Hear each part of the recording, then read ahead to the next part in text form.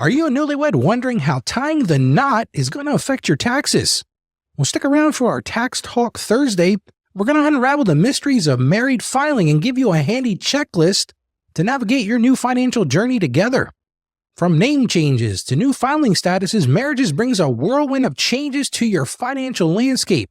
Don't worry, folks. By the end of this episode, you'll be armed with the knowledge to tackle these changes head on and maybe even save a few bucks in the process. Before we dive in, let's take a quick glance at yesterday's show. Yesterday, we talked about 10 expenses you can drop immediately and won't even miss. If you missed it, don't fret. Head over to AskRalph.com to catch up on all of our episodes. Let's hear from one of our listeners. This comes to us from Glenda from South Dakota. Hello, Ralph. I just got married last month, and while I'm over the moon about starting this new chapter of my life, I'm also feeling a bit overwhelmed by all the financial changes. Do you have a newlywed tax checklist for me to follow? What's the tax effect of being married, and how do I need to file my returns now? Are there things I need to adjust with my employer, my bank, or other things I need to consider? My friends keep telling me that there are a ton of things I need to consider. It's a bit overwhelming. I thought all the wedding planning was a chore, but with this, I don't even know where to start. Help. Well, Glenda, first off, congratulations on your marriage. What an exciting time in your life. And thank you for this fantastic question. I'm sure many of our listeners who are newlyweds or soon-to-be married couples are wondering the same thing. Welcome, everyone, to another exciting episode of the Ask Ralph Show, where we're all about mastering your finances from a Christian perspective. I'm your host, Ralph, and I am thrilled you've joined us today. As always, I want to start by thanking all of you for tuning in. Your support means the world to me, and I'm honored to be part of your financial journey. Remember, this show is all about answering your questions, so keep them coming. Now, before we get into today's topic, I'd like to share a Bible verse that I believe sets the tone for our discussion. It's from Ecclesiastes chapter 4, verses 9 and 10. This is what it says. It says, "Two are better than one because they have a good return for their labor. If either of them falls down, one can help the other up." Isn't that beautiful? It reminds us that marriage is not just a union of hearts, but also a partnership in all aspects of life, including your finances. And that's exactly what we're going to talk about today. I also want to drop a quick preview. I interviewed a couples financial counselor yesterday, and I'll be bringing you that interview very soon. We had a great chat about how to get on the same page as a couple. So keep an eye out for that enlightening episode, and I'm promising you it's coming soon. Well, let's break this down step by step, shall we? I'll give you a comprehensive newlywed tax checklist and explain the tax implications of marriage along the way. The first thing to cover is this: name changes and those considerations. If you decided to change your name after marriage, this is the first thing you need to address. Now, you might be asking, why is that, Ralph? Because your name on your tax return has got to match the name registered with the Social Security Administration. So here's your first action step. If you've changed your name, you're going to want to file Form SS5 with the Social Security Administration. This form is for applying for a new or replacement Social Security card. Now, I'm going to put a link to that form in the show notes, but you can also find it at ssa.gov. And here's the thing, folks. You want to make sure you follow the directions to avoid any problems down the road. But clients forget this step, and when we go to file their first joint tax return, it gets rejected. And that creates a mess. So see to do this first. Second thing, update your employer. Once you've sorted out your name change, if you decide to change it, it's time to inform your employer. So my second action step, fill out a new W-4 form. This form determines how much federal income tax is withheld from your paycheck. You'll need to indicate your new filing status and adjust your withholdings accordingly. I'll also put a link to the new W-4 form in the show notes, or again, you can go right to irs.gov. Now, in many cases, your employer will provide you with a new form to complete. The third thing to do is this: review your filing status. Now, Glenda, this is where things can get a little interesting. As a married couple, you have two options for filing your taxes. It's married filing jointly or married filing separately. Now, you may also be able to file head of household if you have kids, but let's save that discussion for another day. So let's talk about married filing jointly. That's often the most beneficial, as it usually results in a lower tax liability. You'll get a higher standard deduction and may qualify for some tax credits and deductions along the way. However, married filing separately might be better in certain circumstances, like if one spouse has significant medical expenses or if income-based student loan payments. You also might pick this option if your new spouse has some back tax issues, or let's just say some shady income sources. Again, that's a whole discussion for another time. So for this action step, consult with a tax professional or use some really good tax software to compare both filing statuses and see which one benefits you more. If you'd like me to assist you, you can schedule a consultation with me by going to askralphpodcast.com/store. Again, I'll put a scheduling link right in the show notes to make it easy. The next thing is this: adjust your withholdings. Remember that W-4 I mentioned earlier? You might need to adjust your withholdings based on your combined income. If both you and your spouse work, you might end up in a higher tax bracket when your incomes are combined. I see this all too often at tax time. So here's another action step. Use that IRS withholding calculator to determine the right amount to withhold from your paychecks. Look, this can be really confusing. So you might just want to schedule a consultation with me or another tax pro. You certainly don't want a big surprise at tax time. I've seen that way too many times in my practice. Another thing you need to do is consider your deductions. As a married couple filing jointly, your standard deduction will be higher. For example, in 2024, that's this tax year, the standard deduction for a married couple is $27,700. And if you're single, it's only $13,850. You see the big difference there. So here's an action step. Determine whether it's more beneficial to take the standard deduction or itemized. Now, I bring this up because this might change now that you're married. This decision will guide your record keeping for the year in areas such as charitable giving and other potential deductions. So you want to make sure you understand that from the front. You also need to review your benefits. Marriage is a qualifying life event that allows you to make changes to your employer-sponsored benefits outside the usual open enrollment period. You got to take a special pass when you get married. So here's an important action step. Review and update your health insurance.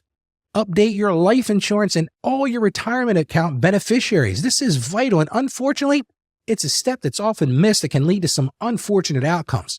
I did a show a few weeks ago on this topic, so I'd encourage you to check it out. The next thing to consider is a real true decision point. And that's, are you planning to combine or keep your finances separate? And this strictly isn't a tax issue, but it's an important financial consideration for newlyweds. This is an impactful decision and frankly a choice that needs to be fleshed out early. In fact, I really feel this is something to discuss before you even marry. There are many ways to structure this, and not every couple is the same, so you've got to find what works for you. So here's another action step. Discuss with your spouse or future spouse whether you want to combine your bank accounts or keep them separate. There's no right or wrong answer here. It depends on what works best for your relationship. But it's important you get this sorted out early because, in my opinion, financial stresses are one of the leading causes of marital strife, and you're going to want to address this plan up early at the beginning and make something that works for both of you. And here's one you might not have thought of. You even feel like pulling each other's credit before signing that marriage certificate is really in your best interest. But that depends on the situation. You got to know what you're going into. So another step is to update your address. If you've moved in together at a new address, make sure the IRS knows where to find you. So here's your action step for that. File form number 8822 to change your address with the IRS. Again, I'll put a link to that form in the show notes, and you can also find it at irs.gov. Here's another checklist item. Consider the impact on tax credits and deduction. Your eligibility for certain tax credits and deductions might change now that you're married. For example, if you were previously claiming the earned income tax credit as a single person, the income limits are much different when you're a married couple. So let's take another action step. Review those credits and deductions you've claimed in the past and see how marriage affects your eligibility. This is another great topic to discuss with a tax pro now, so you don't have a surprise at tax time. I meet with many newlyweds during a consultation. I look over their tax returns and help them make plans for the future. Again, you're welcome to schedule a consultation with me. With Zoom, it doesn't really matter where you are. There's no obstacle to us working together. And the last item on the checklist, yes, we're at that last one, and that is plan for next year. Tax planning shouldn't just happen during tax season. You got to start thinking about next tax year now. Tax planning is where you will find real value. I do this with clients every day, and the results will help you make the necessary changes now instead of waiting until tax time when it might be just too late. So the final action step, consider whether you need to make estimated tax payments, especially if one spouse is self-employed. One of the big ones there. Well, now let's talk about the tax effects of being married. The most significant change is that you're now viewed as a single economic unit by the IRS. Whatever your tax status is on the last day of the year, that's what you're considered for the whole year. This means your combined income push you into a higher tax bracket, leading to what's often called the marriage penalty. You might have heard about that. But don't panic. It doesn't always mean you'll pay more in taxes. In fact, many couples experience what we call a marriage bonus, where they pay less in taxes filing jointly than they would if they were single. The effect really depends on your individual circumstances. If you and your spouse have similar incomes, you might just face that marriage penalty. But if your incomes are disparate with big differences, one spouse earning significantly more than the other, you're more likely to see a marriage bonus. Remember, folks, marriage changes your tax situation, but it doesn't have to be scary. With proper planning and understanding, you can navigate these changes smoothly. Now, Glenda, you also asked about things to adjust with their bank account. Well, this isn't directly related to taxes. It's important to make some financial considerations for newlyweds. You want to decide whether to maintain separate accounts or open joint accounts. Many couples find a combination works well, maybe a joint account for shared expenses and separate accounts for personal spending. If you do open joint accounts, be sure to update your beneficiary information. And don't forget about your credit cards.